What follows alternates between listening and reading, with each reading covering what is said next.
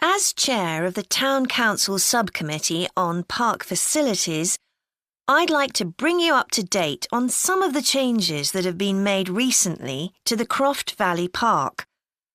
So if you could just take a look at the map I handed out, let's begin with a general overview. So, the basic arrangement of the park hasn't changed. It still has 2 gates, north and south, and a lake in the middle. The cafe continues to serve an assortment of drinks and snacks, and is still in the same place, looking out over the lake and next to the old museum.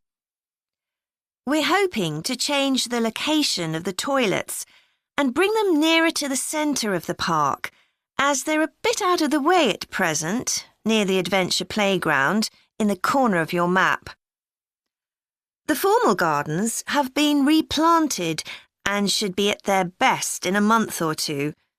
They used to be behind the old museum, but we've now used the space near the south gate, between the park boundary and the path that goes past the lake towards the old museum.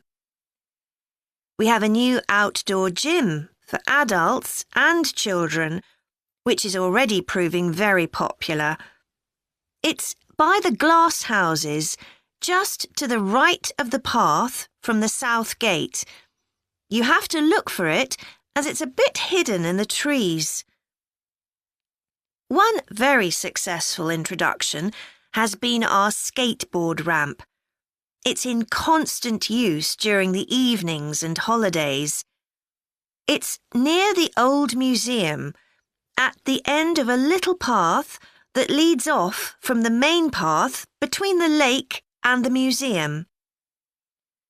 We've also introduced a new area for wildflowers to attract bees and butterflies. It's on a bend in the path that goes round the east side of the lake, just south of the adventure playground. Now, let me tell you a bit more about some of the changes to Croft Valley Park. One of our most exciting developments has been the adventure playground. We were aware that we had nowhere for children to let off steam, and decided to use our available funds to set up a completely new facility in a large space to the north of the park. It's open year-round, though it closes early in the winter months, and entrance is completely free. Children can choose whatever activities they want to do, irrespective of their age. But we do ask adults not to leave them on their own there. There are plenty of seats where parents can relax and keep an eye on their children at the same time. Lastly, the glass houses. A huge amount of work has been done on them to repair the damage following the disastrous fire that recently destroyed their western side. Over £80,000 was spent on replacing the glass walls and the metal supports, as well as the plants that had been destroyed, although, unfortunately, the collection of tropical palm trees has proved too expensive to replace up to now. At present, the glass houses are open from 10 a.m. to 3 p.m. Mondays to Thursdays, and it's hoped to extend this to the weekends soon. We're grateful to all those who helped us by contributing their time and money to this achievement. The gardens have really been OK, Jack. Before we plan our presentation about refrigeration, let's discuss what we've discovered so far. Fine, Annie, though I have to admit I haven't done much research yet. Nor me. But I found an interesting article about ice houses. I'd seen some 18th and 19th century ones here in the UK, so I knew they were often built in a shady area or underground, close to lakes that might freeze in the winter. Then blocks of ice could be cut and stored in the ice house. But I didn't realise that insulating the blocks with straw or sawdust meant they didn't melt for months. The ancient Romans had refrigeration too. I didn't know that. Yes. Pits were dug in the ground and snow was imported from the mountains, even though they were at quite a distance. The snow was stored in the pits. Ice formed at the bottom of it. Both the ice and the snow were then sold. The ice cost more than the snow, and my guess is that only the wealthy members of society could afford it. I wouldn't be surprised. I also came across an article about modern domestic fridges. Several different technologies are used, but they were too complex for me to understand. You have to wonder what happens when people get rid of old ones. You mean because the gases in them are harmful for the environment? Exactly. At least there are now plenty of organisations that will recycle most of the components safely. But of course, some people just dump old fridges in the countryside. It's hard to see how they can be stopped, unfortunately. In the UK, we get rid of 3 million a year altogether. That sounds a lot, especially because fridges hardly ever break down. That's right. In this country, we keep domestic fridges for 11 years on average, and a lot lasts for 20 or more. So if you divide the cost by the number of years you can use a fridge, they're not expensive, compared with some household appliances. True. I suppose manufacturers encourage people to spend more by making them different colours and designs. I'm sure when my parents bought their first fridge, they had hardly any choice. Yes, there's been quite a change. Right, let's make a list of topics to cover in our presentation and decide who's going to do more research on them. Then later we can get together and plan the next step. OK. How about starting with how useful refrigeration is and the range of goods that are refrigerated nowadays? Because, of course, it's not just food and drinks. No, I suppose flowers and medicines are refrigerated too. And computers. I could do that. Unless you particularly want to. No, that's fine by me. What about the effects of refrigeration on people's health? After all, some of the chemicals used in the 19th century were pretty harmful, but there have been lots of benefits too, like always having access to fresh food. Do you fancy dealing with that? I'm not terribly keen, to be honest. Nor me. My mind just goes blank when I read anything about chemicals. Oh, all right then. I'll do you a favour.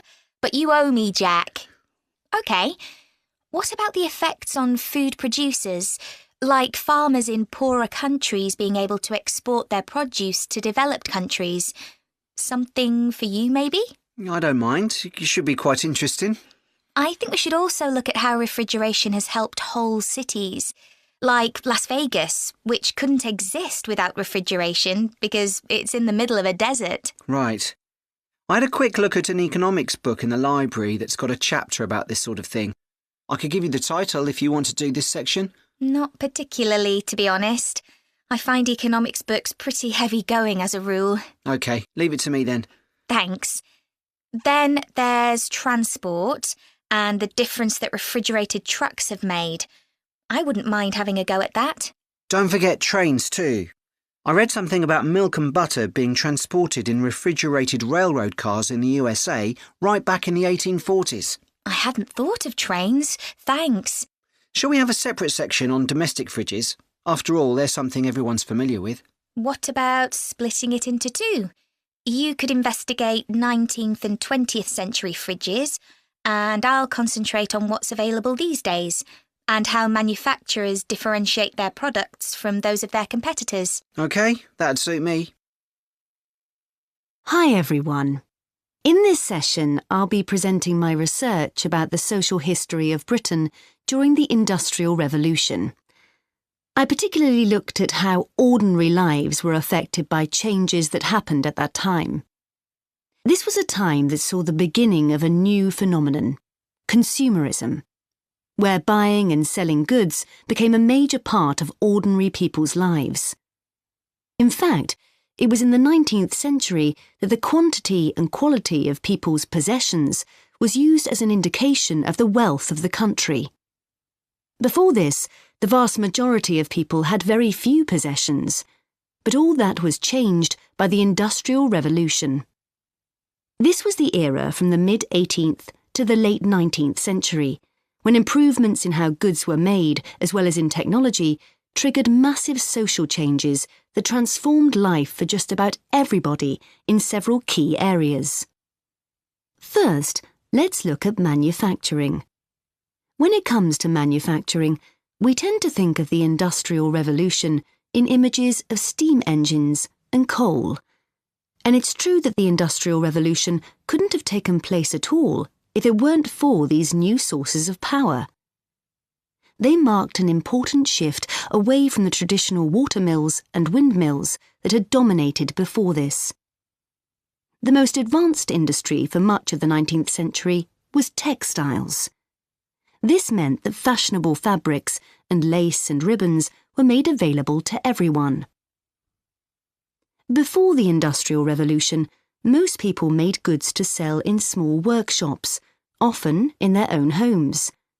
But enormous new machines were now being created that could produce the goods faster and on a larger scale, and these required a lot more space. So large factories were built, replacing the workshops and forcing workers to travel to work. In fact, large numbers of people migrated from villages into towns as a result.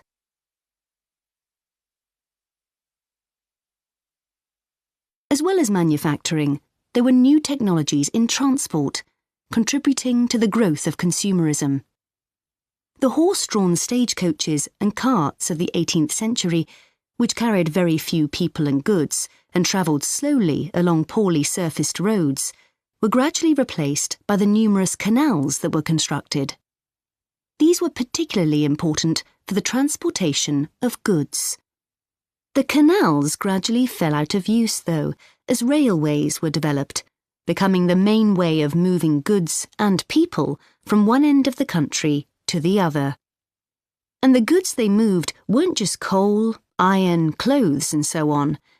Significantly, they included newspapers, which meant that thousands of people were not only more knowledgeable about what was going on in the country, but could also read about what was available in the shops.